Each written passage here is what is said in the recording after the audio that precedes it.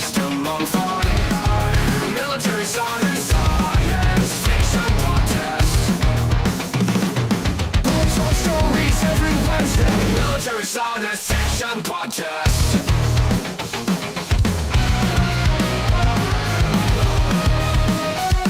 Discussion, interviews, reviews, and rants. Military science fiction podcast. Welcome to the Military Science Fiction Podcast. We are your hosts, Jeffery Haskell, James Aaron, and Rick Partlow. Between the three of us, we've authored over 100 books, most of which is Rick. And we are here today talking We're like about... half. We're almost half now. Of I'm that. like 30-something, right? 31, 32 No, you're books. 50-something. I'm at 21. Yeah. Clearly I am 50-something. As was made very clear to me last week. And then today we're talking about super weapons, planet killers, weapons capable of destroying an entire civilization with a single pull of the trigger. The Doomsday Machine. Yes, the Doomsday Doomsday devices. Machine. Why do you want them? Why would you use them? When would you use them? How would you use them? What would be some science behind it? Where would you use them? Where would you use them? Certainly not on your home planet, hopefully, unless you're the villain. Now, obviously, some examples come to mind. Death Star, Starkiller Base, the Robotech SDF-1's main gun, The aforementioned Doomsday Machine. the Doomsday Machine from Star Trek. Yep, that was a great one. Star Trek has a couple of super weapon ideas. Ender's Games, the molecular debonder that, like, basically... Whatever that stupid weapon was from the new Star Wars movies. Starkiller Base, I wasn't going to mention that. Yeah. Well, that was also All right, so just Planet Killer. just a little bit of groundwork. Starkiller, yeah, a little bit of groundwork here. Let's, obviously the three of us write military sci-fi. Military sci-fi tends to be more realistic and more grounded in reality than space opera. When there's nothing wrong with space opera, and there's nothing wrong with the fantastical approach either. However, for our references, we're going to try and keep it a little bit more grounded, because otherwise you could just be like, yeah, I have this pistol-sized railgun that I shoot from my planet, it hits this other planet, and the planet explodes. We're not doing that. So Starkiller Base is out because that was just dumb. Lasers that you Totally could was see from light years away, moving through, space. They all hit 7 planets that apparently are in the same star system as some backwater planet. I don't know. The science behind that was so bad. It's I can't even figure it out without sitting down with a map and trying to figure out how that could even be the possible. science in Star Wars has always been more magic, but they really leaned into the magic in the new ones? sequels. Yeah. Yeah. So, let's start off with an easy one. What is everybody's favorite super weapon? I'm gonna say Death Star just because that's the one that I if you say super weapon, that's the one I think of. Like that. Yeah, I'll just say that one. I mean, Star Trek, the Doomsday device, like that one also just freaked me out as That a was kid. the one I was going to say. Yeah. I like the Doomsday Machine, just because Yeah, it looks not only menacing but alien. I like the way it looked. Yeah. Yeah, the classic close-up shots of the guys, of the captain when he's going into, I know. poor guy's losing his mind.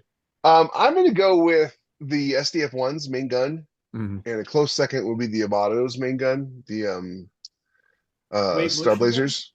Mhm. Yeah, the wave motion cannon. Yeah. Is that really a Doomsday device, though? I mean, Well, I mean, did I don't they know ever about use the it to blow up Amato. a planet? I don't know about the Yamato, but the SDF-1, its main gun destroyed like 1,000 ships in one hit. Now, they never used it against the planet, but they showed them using it from the planet, and it obliterated a lot. I have to imagine if it hit the planet square on, it would probably crack But it it's open using like an egg. anime rules. Yes, they had a super high-tech power source, but it was like, there were rules to it, you know what I mean? Like the Starkiller Base, the only rule to it was it drained a sun, but it didn't really follow any regular physics rules. The SDF-1's main gun seemed to follow some rules that were Cannot change the relatively laws of physics. Yeah. So, like I said, we're not like we're leaned toward reality. We're not grounded completely in it, and so that's be my favorite. And obviously, I like the idea of a main gun on a ship. and so Interceptor has the long 9, which is his main gun, which is not nearly as powerful as the SDF-1. But so now that we know all of our favorite super weapons, what would be the circumstances in which a military that had these, let's say, either one or more in mass, would want to use them on a planet to destroy all life on a planet?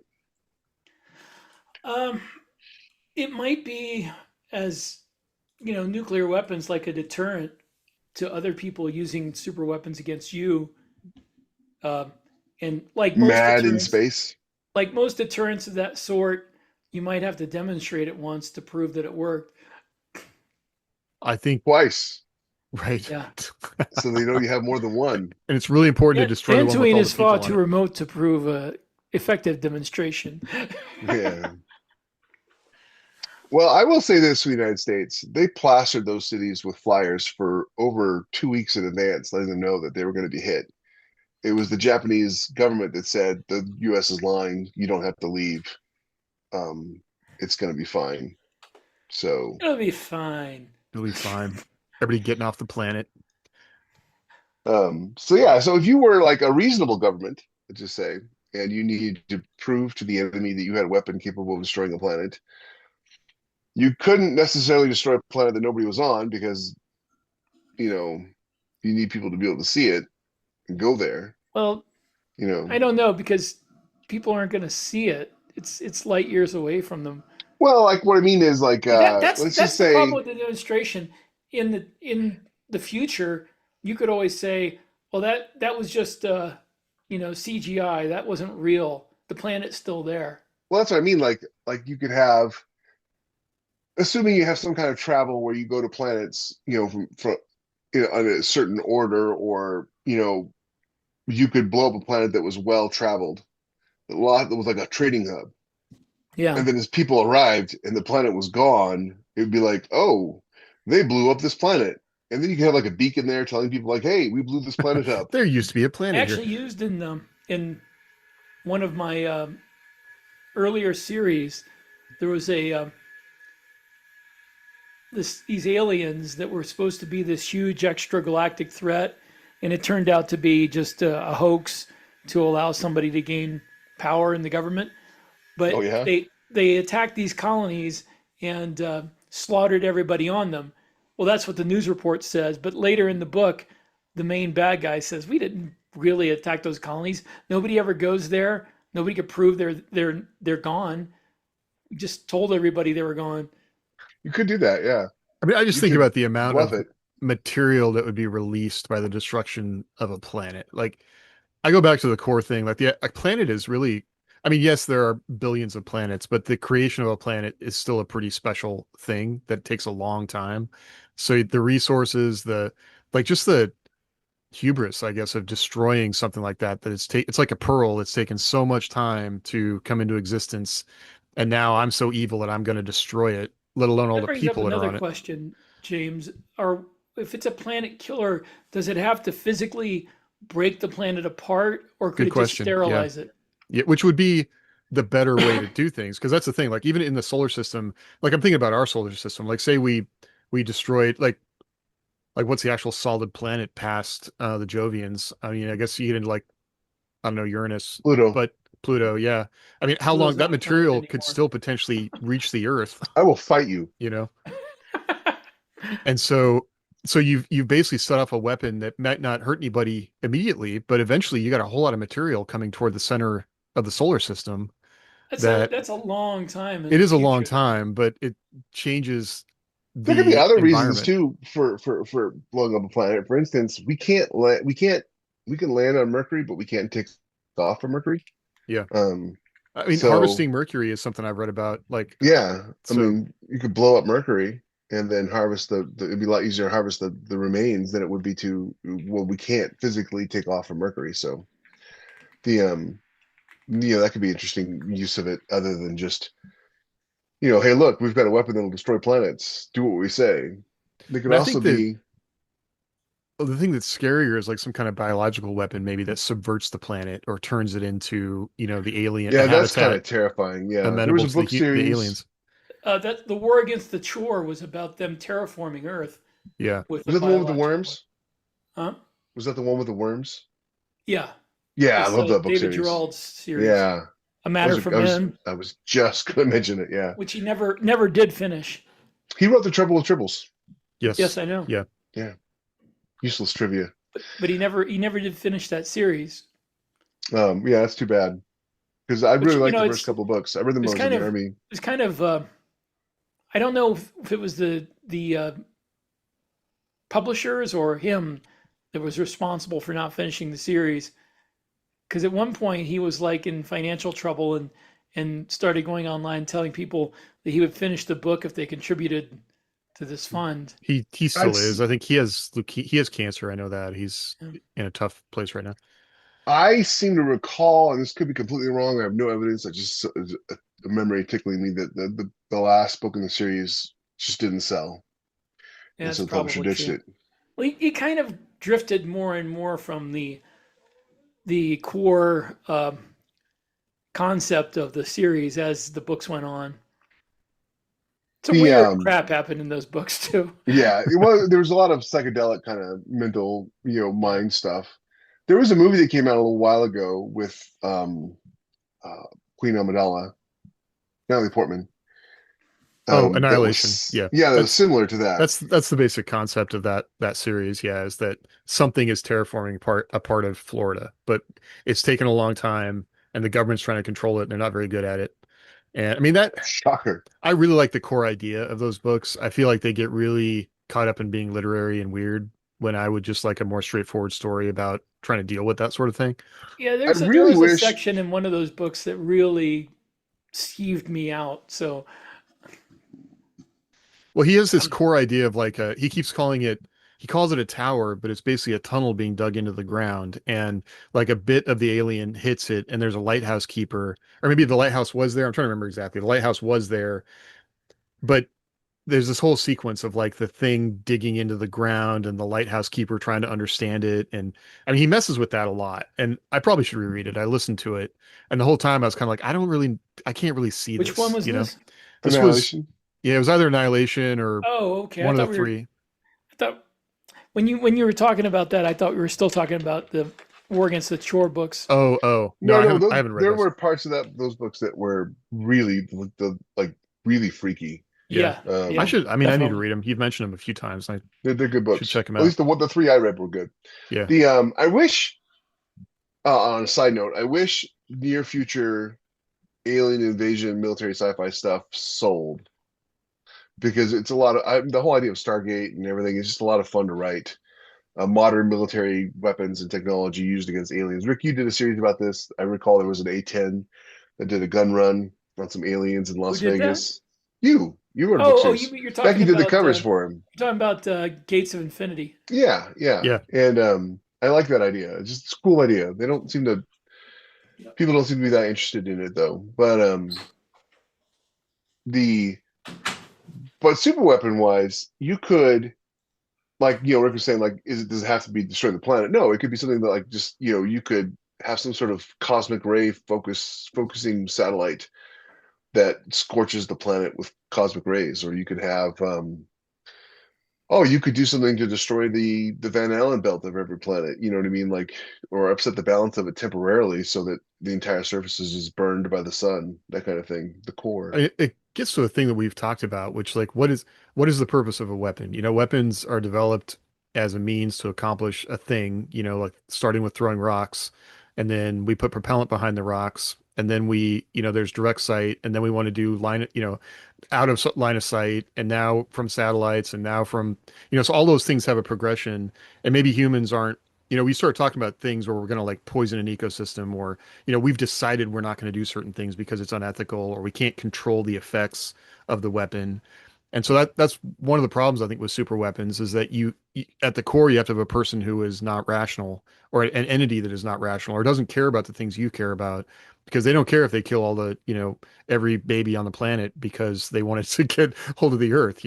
So Well, I mean, By the there way, have been rumors for years coming out of China that they're doing research with CRISPR to try to create a virus that would kill everybody who wasn't Chinese. That seems very messy. It's probably very hard to test without it getting out. James, you were talking about Pluto. I looked it up. It would never affect Earth. Wouldn't? Okay, It it's would not make enough, the not outer enough solar mass. system a big Well, and mess. that's the thing. Like, is it Saturn or Jupiter that basically is the vacuum cleaner for our solar system? Like, one of the Jupiter. things, the reason that Earth is the way we are is that it's been cleaning up all the micrometeors that would, Jupiter. would kill the Earth. Which again But gets to you like how know, special our solar system is, and you go blow up an Earth, like those things don't just come along all the time, you know? yeah, I know. I mean, and you wouldn't, you know, you don't necessarily have to have an Earth to have a colony on it. You know what I mean? Like Right, right. you could have a Mars that has a colony on it, and you're just like, well, we're never going to settle this planet, and the enemy has a colony on it, or a military base, or a forward operating base, or whatever, and we need to show them that we're serious. And bye We bye, tried to baby. settle it. It didn't work, and it just makes us mad. So let's blow it Yeah, up. we can't have it. No one can. I mean, I like to think What there was. about? I'm sorry. Oh no, go ahead. I was saying, what about less mechanistic type of doomsday weapons? Because I've read a couple of different books through the years where people try to destabilize the sun or Mm. whatever using something like a strangelet. Yeah, that's kind of terrifying too. If the sun were to like blow up, Hmm. Or just get some, colder. I mean, you know, that was like the a Hail Mary. premise. Yeah, Hail Mary. Like that's all you had to do was just make it colder, and that's not good for us. Yeah. Um, there was a scene in Project Hail Mary, the book, that wasn't in the movie that I wish was in the movie because it was pretty cool. And it was all these. It was, I don't know if you guys read the book. Hmm. Yeah, Oh, okay. Do you mind a spoiler? go ahead. I watched the movie. Um, the they're trying to stave off the cooling of the Earth, and so I don't know if it was the main character or somebody who one of the characters came up with this idea of detonating like half of the world's nuclear arsenal in Antarctica to vaporize all the water and send it into the air. Hmm. And the lead scientist in charge of it was like this big global warming advocate, and he was just man-made climate change, and he's just bawling as they detonate these nuclear weapons in Antarctica, and to vaporize all the ice to make it warmer. Kill all the penguins. Kill all the penguins, but make it warmer. That was their goal, was to make it warmer, and he was just so angry about it. But he had to do it anyways, otherwise everybody was going to die, which I thought was kind of unrealistic because those people That tend to would want be everybody proof to of die man-made anyways. climate change. You know what strangelets are? Do you know what strangelets are? Both of you, just out of curiosity. What's that? They're the type of matter that where Oh, all the quarks are aligned a certain way. Mhm. no, I've never heard that before. Basically, you can, yeah,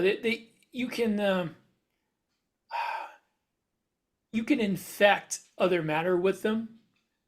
And if you put them in something like the sun, there's the possibility, if they exist, because they're theoretical, to setting off a chain reaction, which will convert the entire whatever, the matter, the sun, the planet, whatever, into strange matter, basically destroying everything.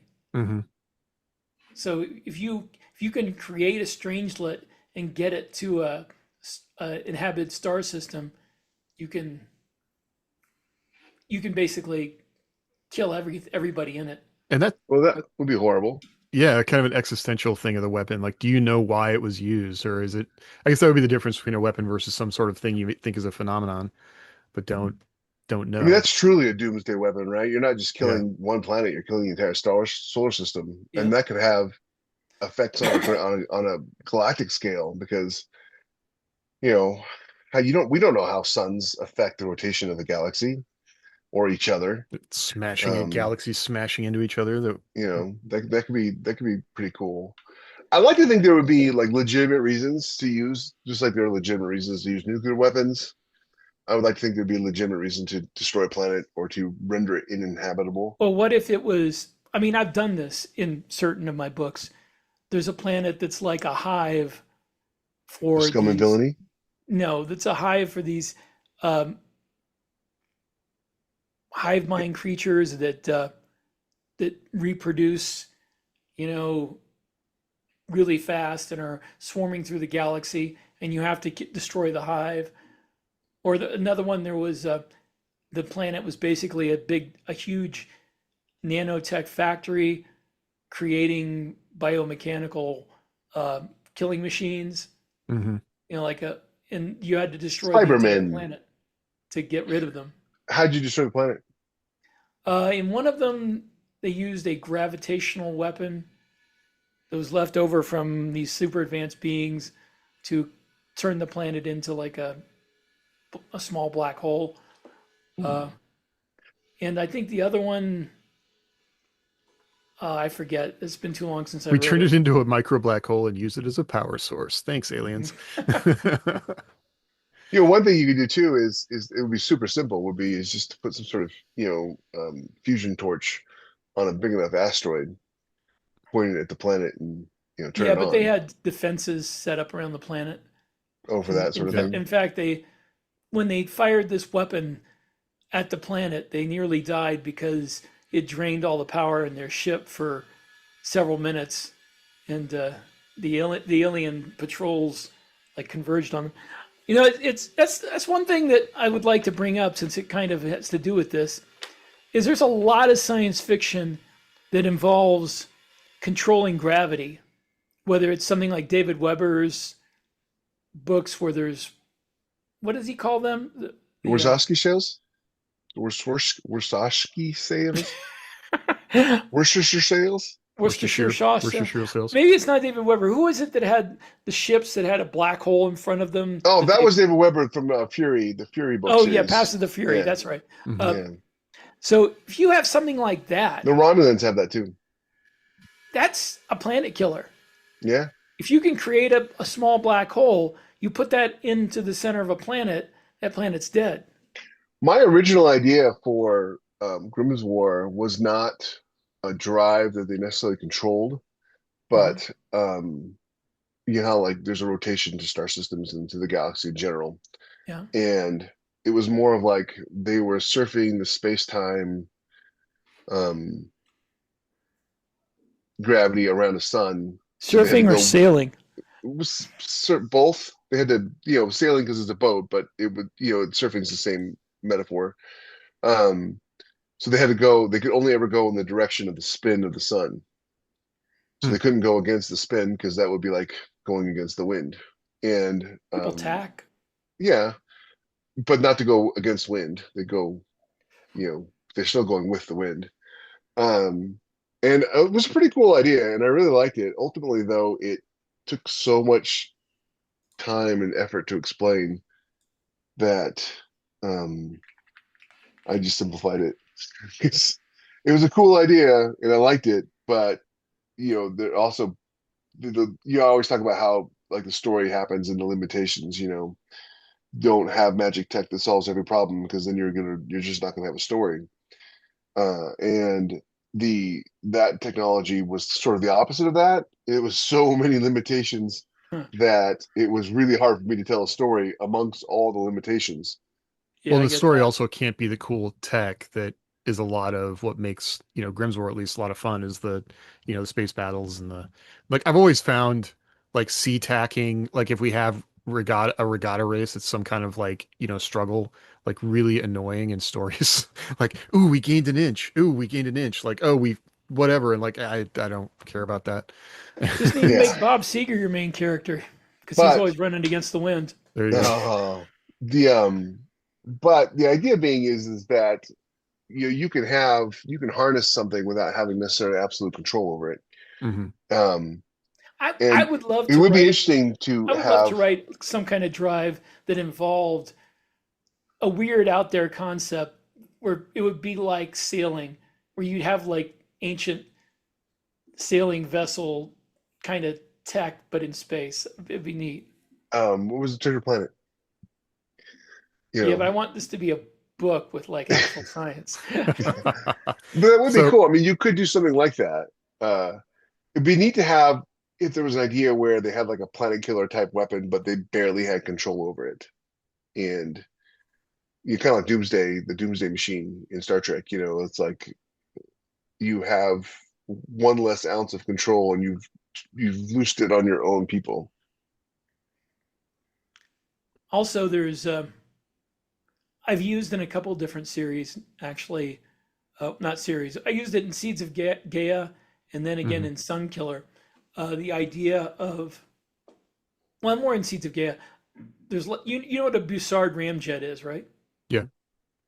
Well, some alien species created a huge Bussard ramjet and sent it towards Earth, and they're going to ram it into Earth to destroy it.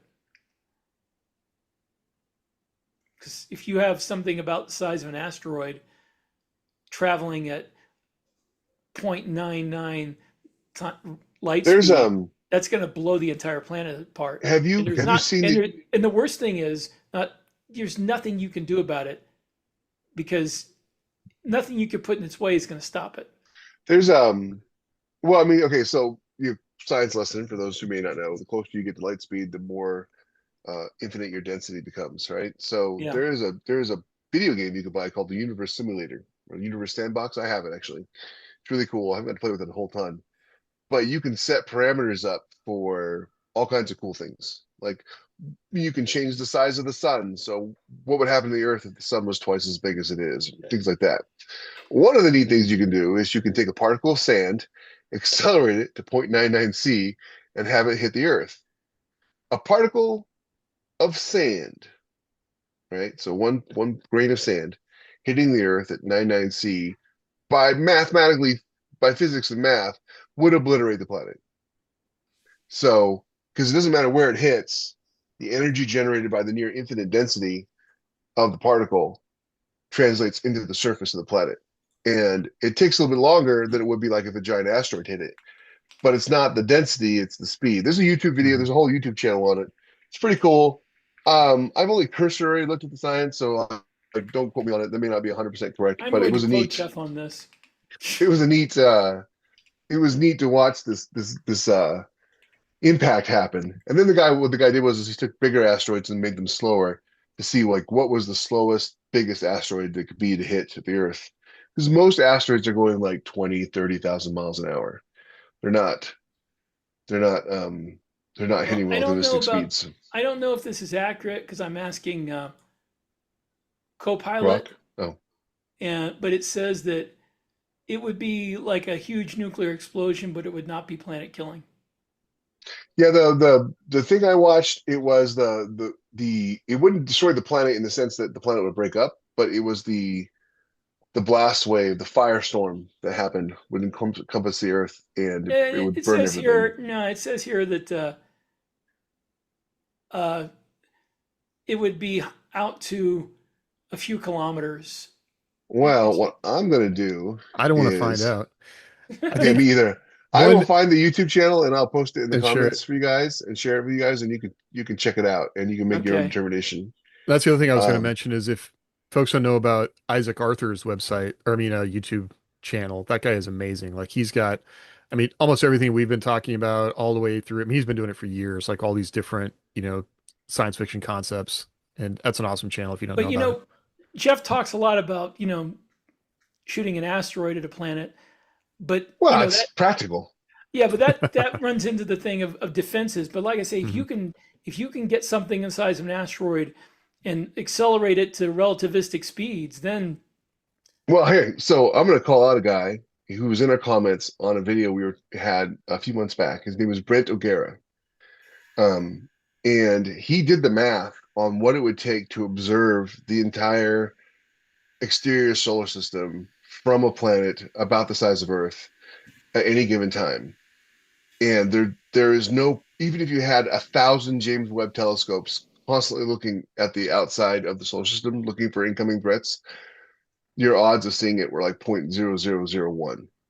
why would you And stop at 1,000? Well, that's comforting. well, yeah, how many James Webb telescopes can a society build? Well, it depends on how long they've been around. But if you have Well, access again, to, you could be like, oh, it's 10,000 years in the future and we have magic but no, just technology. say it's 100, say it's 100 years after we establish an interplanetary civilization, so you have access to all the resources of the So you would asteroid need belt. 100 million James Webb telescopes to No, not 100 monitor. million. But I mean, if you can get it down to 25%, that's still a really appreciable, Yeah, there's no real practical way to monitor every every square inch of space. And the further you go out, the harder it is to see. So That also ignores the fact that if you are going to take an asteroid off the ecliptic and bring it in from an odd angle, you're going to see the exhaust of whatever drive you used to take it there. or you could just shoot it from the other side of the sun and have it come in over the North Pole of the sun. You That would know, to get it to come over the North Pole, wouldn't that require course correction? well, yeah, but you wouldn't see it because it would be lost in the sun. I mean, assuming um, you don't have some, again, some super high-tech technology that allows you to look at the sun and see objects, say, the size of a house coming at you. I mean, the other That'd be bigger than a vulnerability house. we have is our moon. Like, did you guys read Seven Eves, the Neil Stephenson book, where No. the book No, just but opens. I read a time traveler book. Oh, yeah. Why did my name just blank? Or I just went blank on it. Right? Yeah, I mean that was it By was a who? fun book. It wasn't as good as like The his time. It was about the guy who wrote 20,000 Leagues Under the Sea. Jules Jules Verne. Jules Verne's time travel book. What's that one? Am I thinking of the wrong No, author? Verne didn't write a time travel book, but Neil Talking about Stephenson H.G. wrote a time Wells? travel book. Yeah, Talking about H.G. H.G. Wells. Wells. No, H.G. Wells. That's what I was thinking of, right? Yeah. Yeah. Where they Yeah, cracked well, the no. moon open in the book. Oh, At one point, at one point he was traveling through time. Um, and it's possible I'm conflating this with the movie because I read it when I was 15, but he was traveling through time, and at one point he stopped, and the moon had been cracked open because of mining, and it caused all the problems. Well, that was in the movie. I don't know if it was in the book. It caused all the problems of the story. It's been, see, I'm 53. It's been 39 years since I read the book, so I could be conflating it with the movie, which was excellent. I really enjoyed the I movie did too. like the So movie. Yeah. well, Seven Eves is a fun book to talk about because it's basically like two books that got smashed together, and depending on which one you like is, I don't know, interesting. But the whole idea there, like he doesn't explain why, but just the moon explodes. Like that's the first line of the book. Nobody knew why, but the moon exploded. And at first it's like, oh, the moon exploded. That doesn't seem somehow good. Palpatine came back. Yeah. But then the effects of it, and that I think would be a big part of if you were actually telling one of these stories would be like it's not immediate. Like doing this kind, I guess it could be immediate, but that's just not as cool as the effects of a weapon like this taking place over time and how people are responding to it and what it would might actually be like to, you know, be in the vicinity of that. But because basically the moon breaks apart, we end up with a ring, and then that ring starts pelting the Earth with asteroids, and so the surface of the Earth, you know, gets lit to 5,000 degrees, and everybody's responding to that in different ways. You know, he's basing it on the tech we had in like, I don't know, 2025. And so people are trying to get off the planet in spacecraft. People are trying to get into the bottom of the ocean, and all that's like, you know, pretty interesting as you try to figure out what's actually going to happen. There So, was a documentary like TV show that went over as realistically as they could the effects of a large asteroid hitting the Pacific Ocean, mhm. and they talked about how it raised the global temperature to the point where unless you were far underground or underwater, you would die. You will die. Yeah, Um, it's just an uplifting what was I talking conversation. about before we got into that? Oh yeah. Yeah. The whole thing. I mean, the whole thing about the relativistic weapons. If you can figure out a way to do that, Mhm. um, like in Seeds of Gaia, there was only one way to stop that thing from coming, and that was to open. They have like these. They use kind of a hyperspace style star drive. They had to open a gate to hyperspace in front of this thing to Portals. get it. So that's the only way they could stop it because there was nothing you could do physically against it. And Now you're if you thinking don't of have portals. hyperspace, or something of the sort, then you're pretty much out of luck. That planet is toast. And that's where I think you have like figuring out it's just an escalation over time, right? Like we have relativistic weapons, but we also got micro black holes. So can we do like what can we do about that to make this interesting? Because otherwise, like what's worth following about that story? I don't know. Unless it's going to be sort of a Star Wars story where you have the massive weapon that's going to, threatens everything, and we can get a scrappy group of people in there to try and disable it some way. But even then, like just if you really start thinking about the energy required and the level of technology required and it's pretty hard to imagine being able to stand up against a weapon like that from a hard SF perspective. Oh yeah, and again, the bad guys, so to speak, bad guys have the weapon. Um, they're going to use it, and planets are going to die. Um, Or if they're the only ones who have that's if it, the good guys don't have it as well. Right. actually, yeah, if they're the only ones who have it, if the good guys have it, Then there's a then balance. Then there's a then balance there's a of terror, balance. to coin a Yeah, phrase. Hmm. mutually assured destruction. I love that in the Avengers when Robert Downey Jr. is like, "Oh, mutually assured destruction," because that always works out really well. Well, it Yes, did work out actually, well. Tony, it Yeah, did work out great. that's why you're still around after 80 years, dumbass. It's why the Russians didn't nuke us because we had them, and so it's funny the naivety of people who think that an evil empire, given no restrictions, will just not do anything. What do you mean it just won't do anything? Did Genghis Khan not do anything? I mean, it's just what do you mean? You think they're just going to sit there out of the goodness of their own heart and Given how not many use a people are super related to weapon? Genghis Khan nowadays, Genghis Khan did a lot of things. One I out know. of every 225 people. Yeah. The biggest thing we need to do towards world peace is extend lifespans, because then everybody will be so afraid that they want to live forever, so they won't ever do anything. I Uh, do. I go into that somewhat in a couple of the books that like people. I found I had to, if I wanted a war story, I had to make it in a timeline where length and lifespans had just happened, Hmm. like 100 years ago. Because so you've just got like a few people who are old, I and think you really have to play with the rest class haven't because, realized yet they could live forever. yeah, you need people who can't live forever, or the people who do live forever control everything, and so there's a good incentive for people that don't have it to kill them, which I do think that would happen. But Or the people who live forever dole it out as right. rewards for things like serving in the military for 20 years. Yep.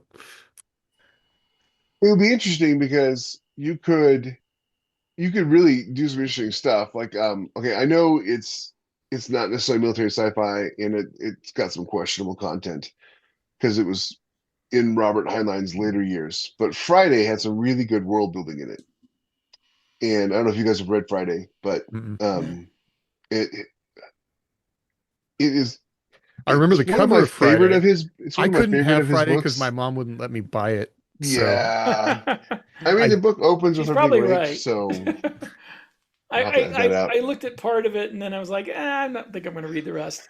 But the world building is really cool because what it is there's this technology that comes out called a shipstone, mm, and it's basically the size of a shoebox, and it gives unlimited energy.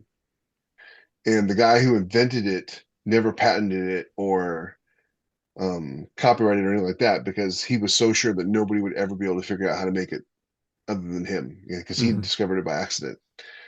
And so he manufactures and builds them. He makes money selling them to the government, but everybody else gets them for free. Like every home has a shipstone, every car has a shipstone. You have unlimited energy forever, depending on the size of the object that you need to power. And so instead of having like this sort of like egalitarian society that grew from it, you had this massive corporate oligarchy where you have one corporation that basically makes everything because they have this technology that nobody else can ever have. And there's no way to reverse engineer it in the world of Highline created. And so you just sort of end up with like everybody kind of going crazy. And the whole book is about the world falling apart. It's very dystopian and um, post-apocalyptic almost, because they build these androids that are some of them like Friday. Spoiler alert for a book that's almost as old as I am. Looking at like humans, and some of them are like boxes, but they're made of flesh, and they fly planes and stuff. And so it has a lot of really interesting concepts in it. And unfortunately, there's also a lot of sex in it. But the it was Heinlein got perverted in his old age. He did Time Enough for Love, where the old man became the young woman, and just stuff like that. Yeah. Friday was the Playboy book of the year for 1981. Yeah. Heinlein, I feel like, for a guy who never had any kids, he sure was convinced that having kids was the greatest thing in the world. And I'm like, well, why didn't you have any then? He was really into having kids in his books and really into polyamory in his books. He really felt Yeah. like that was the future. Was, I mean, I agree having kids is great, and I know you do too, Jeff. But but Until they make you lose your hair, then I wonder it's all why. great. I think that's genetics, James. I wonder why. I'm doing okay. I must be a good dad because I got my hair still. I don't think that's the measure of that. Sorry, that came out wrong, James. I'm so sorry. Sorry, I know what you meant. I You're a do. great dad. I just want to say that for the record. You're a great dad. Some kids make being a good parent harder than others. Yeah, that's true. But I saw a thing the other day that said, I have one kid who I would be comfortable with them planning my summer vacation and creating the itinerary, and another kid I wouldn't trust with a pool noodle, and they're 2 years apart. And that is absolutely our family right there. My 10-year-old, she's probably going to be doing our taxes before long because she's so smart and with it. But my 5-year-old, he's the reason I have a gun safe. I just taught my kids not to touch the guns, up until him. And he's got time. We'll give him he 5 needs more a gun years. safe. Not to brag too much, but my daughter just made the law review. Did Good she? for you. That's That's great. great, dude. Right on. It's good to know So, that justification $100 for grand her- a year you're spending on her education. Yeah, I was gonna is say paying it's off. justification for all the money I'm spending on her. I think your fans need to be grateful for your daughter because she's one of the big reasons you keep writing as much as you do. So Oh my God, yes. What's she gonna do when she gets married and the spigot is shut off? Well, she's gonna be a lawyer. I mean, she's gonna have a fairly she good could be a salary. nonprofit lawyer. No, she's gonna be an IP lawyer. She's gonna work for corporations as an IP lawyer. That's what she wants to do. So, yeah, she has plans to maintain the lifestyle to which she's become accustomed. My kids' plans to maintain the lifestyle for which they've become accustomed is apparently just to not leave home. But, I like my kids, so, I'll let them figure it out on their own. Yeah. Yeah. I was going to mention about Heinlein, which is the being able to have a lot of different ideas in a book is something that I do really enjoy. And I think Good when it ideas, comes not to, just like, well, just crappy good ones. ideas, just imagination. Like when it comes to ship kill, if we're thinking about doomsday weapons, I'm at the point where I like to see something I just haven't seen before. So thinking about it Yeah. in different ways, like It's that hard to the do that author, too. yeah, that the author actually thought it through. I mean, it's one thing just to I have, mean, you talked about it already, James. Life on Earth is so fragile and balanced on such a razor's edge. Almost any planet, it's almost easier to kill it than to keep it alive. It really that could doesn't be take the, that much, you yeah, know. yeah, If you found a way to just destabilize the sun or cause a giant flare just briefly on the cosmological scale, that would kill all life on Earth. which has happened Or here many times. Yeah. if you have some control over gravity, using some sort of gravity beam to destabilize tectonic plates in the middle of the biggest ocean and cause a tsunami that would go around the entire globe, Or cause a couple of super volcanoes to erupt at once. yeah, well, yeah, that would do it too. The The question I think with super weapons is does only one side have them? Because Yeah. if both sides have them, then we're back to mad. yeah, But if one side has them, then you're toast. You're going to lose that war. I mean, it's depending on the say- side, I've been doing a deep dive. If there's a war going on, if you have like one of these invasion scenarios, these alien invasion scenarios, like we always see, all they have to do is prove to us that it works, and then it's like you either surrender or we destroy your entire planet. yeah. But I think it can open up a lot of, like, you could have that overarching idea, the mad idea, and you could have some pretty cool ideas about how this would take place. But that opens the door on all the other sorts of ways that people could be having conflicts, like the current phase we're in of drones, or, I've been just really into submarines lately because I was working on an idea that was kind of, loosely based on subs, and the stuff that we developed, submarine technology, and that the Soviets developed. And I mean, it is amazing. And then, but also some of the terrible things that have happened with submarines. So there's all kinds of cool stuff you could do, I think, under the arch of this scenario that you create that you have this tech, but that tech also enables all this other tech because tech doesn't exist in a vacuum, so, No. and you never quite know the way it's going to go. So I think there's still a lot of cool stuff you could do even if that exists. And that's all stuff you can play with. Especially, that whole asteroid thing too. Even if you wouldn't have to monitor the entire sky. You would see it Mhm. coming eventually, and depending on your level of technology, you could have directed energy high intensity beam on the moon and just point it at the asteroid and heat it up until it exploded. You Well, wouldn't no, you don't necessarily want it to need. explode because you need to cause its course to vary because if the asteroid just explodes, then you're just going to have a bunch of small asteroids hitting the Earth with the Well, exact depending on same the effect. size of the asteroid, that wouldn't be a Yeah, problem. If it was the size of Texas, you probably wouldn't want that. But if it was, the size of a house, yeah, that'd be fine.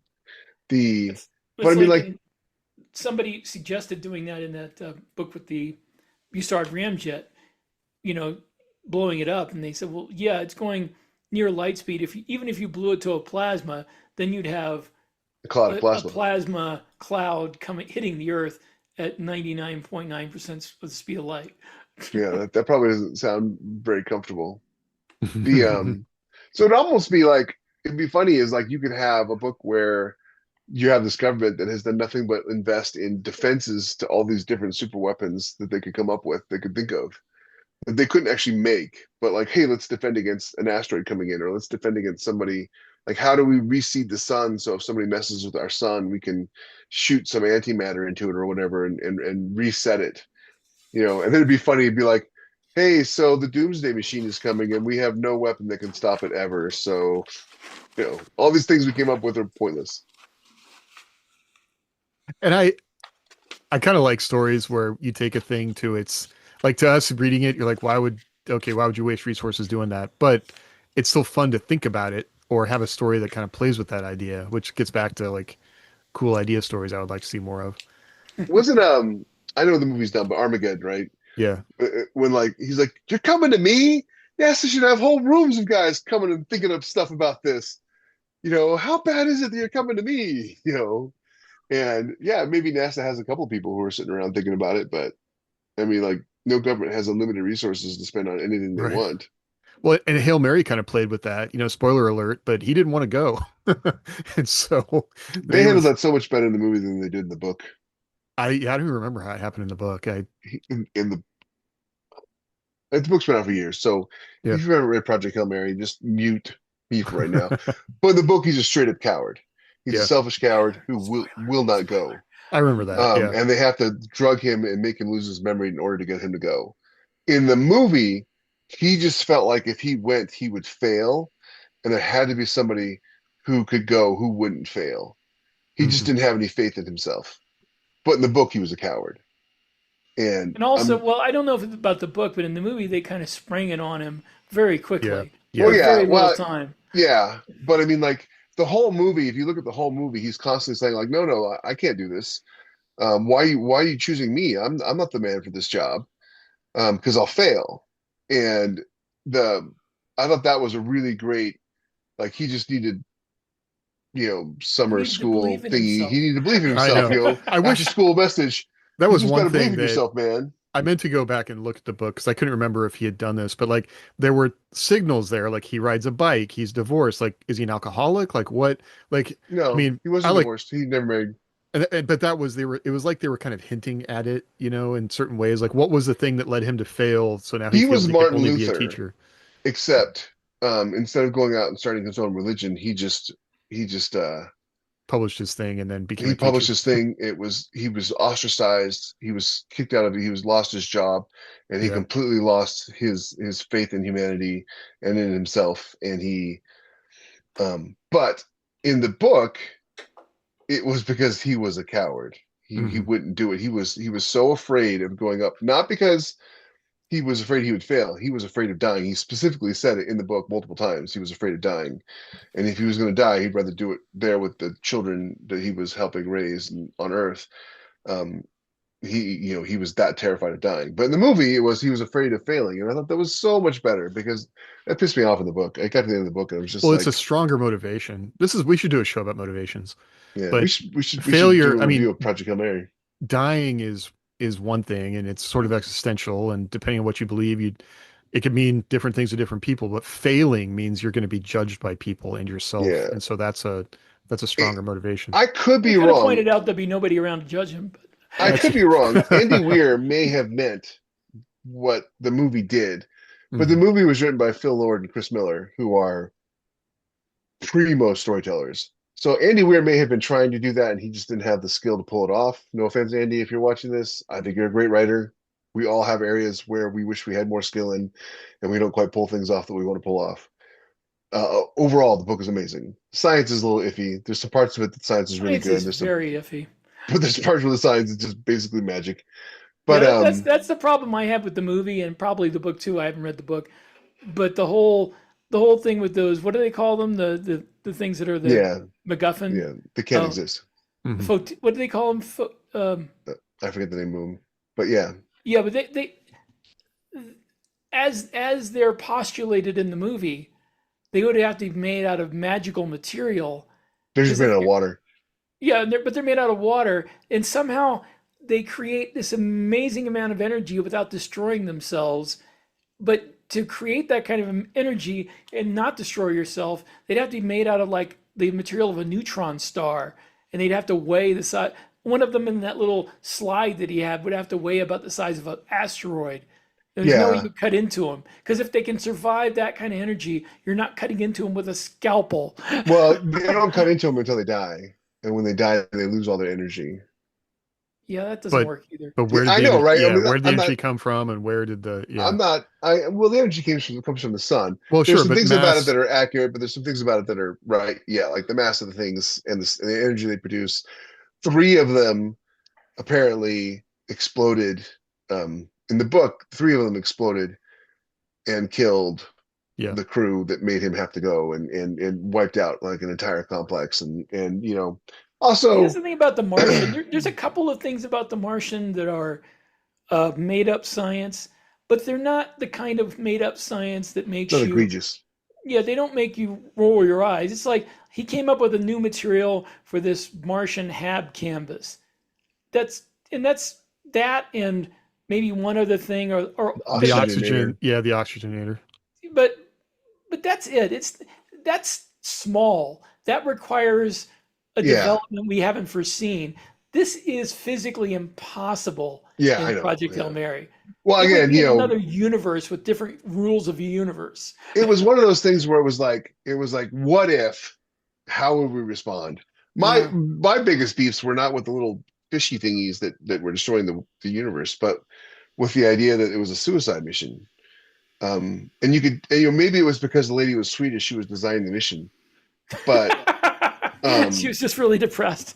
well, I know it's like it was all Europeans and Chinese and stuff, and they're just like, this is a Russians, this is a suicide mission. We're gonna go out glorious. I'm like, why? You're going to a place that has all the fuel you need to come back. Right. It doesn't have to be a Well, suicide. You have unlimited fuel. in It this does not have to be a scenario, suicide mission. people are cheap. Like send more people, especially Yeah. because everybody on the Well, earth is that's going to die, European. right? That's European, I and that's guess. Russian, and that's Chinese. It's not American. And so for me, it was just like that was my big beef Russians with are the all book and about the sending a movie. lot of people to do something that Yeah. they can I kill. Not know. one step back. I And think that's for me the like pulling it into the whole idea of a doomsday weapon. Like I like that yeah, it's a big hand wave on that, but I like that it was a thing that took time that they had to figure out that, once they did figure out how it worked, they were able to use it as part of their solution. I thought that was cool. that was And cool. I so, like that. I Initially, it was going to take 30 years, but after they blew up Antarctica, it was going to take 50, I think, if I recall quickly. yeah, yeah. So, So I mean I think if you're building a story, that's cool. I like to see people solve problems using the thing that's trying to, kill them. And so those are all pieces of it I thought were, work for me. I yeah. also had the same questions about how these things would even exist, but I just once you get past it, like that's where I think if you have cool characters people like, and regardless, this guy, like I guess I remember less that he was a coward in the book, that he's just trying to solve a Because problem. he wasn't. That was the Yeah, problem with the book. He got into space and he did all those things. Listen, losing your memory barring a brain injury, losing your memory doesn't change who you are. Yeah. If you were an Yeah. a-hole before you lost your memory, you're going to be an a-hole after you lost your memory. I hate to You disagree know, with you, Jeff, but there are actual cases where brain people's injuries, personalities changed entirely. brain injuries, not from a chemical that just erased their memory. Well, I don't think there is a chemical that really erases your Well, memory. no, but I mean, like That's another people who have hand waving traumatic brain thing. injuries, yeah, their personalities change all the time because it's a traumatic brain injury. But for them, it was just like, we're just going to erase your memory of you saying no, you don't want to go. That wouldn't make him not a coward all of a sudden, because he got into space and he did all this amazing stuff and he was not a coward and he risked his life for Unless Rocky it was multiple times. something in his past that had But they didn't erase all of his memory. They just Well, erased his memory leading up to the event. that's That's why, So I mean, my belief is that the thing I've seen happen is that somebody will try to do something, they will fail spectacularly, or they will hit rock bottom, and they are very loath to do that thing again because they think yeah, that no, they'll, yeah, and so that's why I really wondered, like, that was a way better. would he have done something that just broke his life, and now he, It was the paper. yeah. It But was see, that I don't paper find that he paper to submitted. be a strong enough, because that's an act of courage to do that. And then, okay, they shot you down, but you still had to No, show no, they didn't courage to shoot do him it. down. They destroyed his life. He was drummed out of his field. He Yeah. was fired from his job. His girlfriend, broke off their engagement. Well, she sucks then. That's her problem. I don't The know. you know I mean, I he agree. All was those things happened. he I was just don't. ground into his Yeah. entire identity was he was a scientist, and they kind of ground that into the dirt. So yeah, I Yeah. get that. It made sense. It just, the whole thing was, is he in the book he was a coward, and then he got into space and he was all brave and heroic, and that's not how that Now, works. as a side note, what I would be interesting to see, like, just my life right now, like dementia with my mom. Like, my mom was always kind of a jerk, and then she became super happy and like the friendliest person you could, while she's been in care. And then, like, now we're in a place where she's kind of gone back to the way she was. And so that's been really interesting to watch that happen, where those personality changes take place. But My she brother's shifts like that. He back and forth. had that stroke, and thank goodness he got locked into a cycle of him being in just a great mood. Yeah. It Yeah. was day in and day out. He's just been in a fantastic mood. He very rarely gets angry or upset about anything. And it could have been very easily the other way, where he was just in a place where he was really upset and angry, and that's the cycle he got locked into. And you guys would be But stuck that's with a him. brain injury. I mean, like, he had a Yeah. stroke. It damaged parts of his brain. Or the disease. Um, Yeah. there are cases of people who lose their memory, and it doesn't change their personality. They just lost their memory. The neural pathways that are our personality are there, See, we barring bioengineer a tumor that they injected in the guy's brain, and it to grew make him not a coward. so they could This is way control off the him. topic of Right. super we have weapons. gone. I was about to say we've gone So far way afield. I mean, no, the Sorry. super weapon is that we infect everybody with tumors and we grow them at the same time, and then we Oh, can that's horrible. pinpoint. Yeah, I mean, that's what other governments Or are what about a doing. super weapon that does that makes everybody just lose their temper constantly Sure. and escalate to the point where You mean there's like just the in whole society is killing each Kingsman? other. We make Like in an Kingsman? app that we put on their phones, and they look Yeah. at it and they get both despondent and angry all the time. And then we direct it through subtle changes in That is exactly like Kingsman, the app on the phone. pretty much, yeah. I mean, it was kind of ridiculous there, but I don't know. Anyway, all the different doomsday weapons we could come up with. But that Well- was another. To get back to the topic, if you read Snow Crash, Mhm. Oh, a long Uh, time ago. there basically that is a super weapon that is a sort of a It's a word. It's the magic. It's Yeah, the word it's that goes like- to the base of all it- words. it's, Yeah. it's a language. It's a way of looking at things. And if you look at that, like in the context of the movie Arrival, we're just learning the language of these aliens. That was really cool. Yeah. Changes makes the way you think. see time differently. Yeah. If you can, what do you call it? A mimetic weapon, Yeah. a mimetic plague.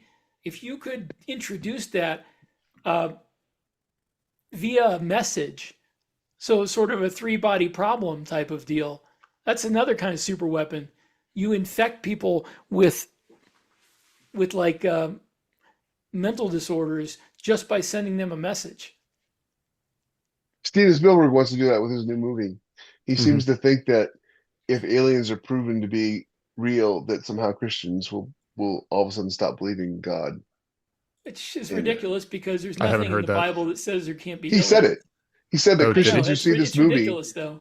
yeah, he said this. He said that when Christians see this movie, that they're really going to make them question their But faith. see, Jeff, that's also a meme because he's just trying to make you mad so you talk about it. I just no, actually, I think it's stupid that he's an idiot for thinking that. I'm like, let me introduce you to Mormons. Worlds without end. It's actually in our scriptures. Worlds without ends. I think that So there are, I mean, I was just listening to a thing about how influencers are basically driving so much marketing these days that companies are producing products just to appeal to influencers. And one of the mhm. things is like a spoon hitting the top of a bowl is apparently a very, like when you hear that in a TikTok, it grabs your attention, and things that are crunchy, there's like an ASMR element. I'll And so never hear that's, it in the TikTok because I I mean, don't have because I don't listen to TikTok. TikTok, right?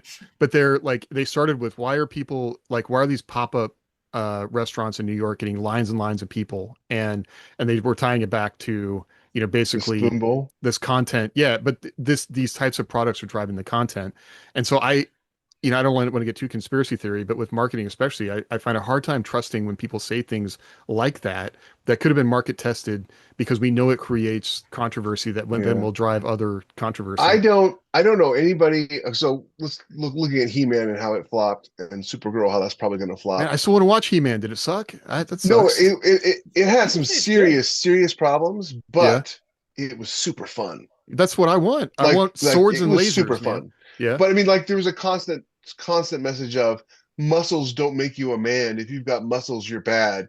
Now let's solve all the problems in the movie with muscles.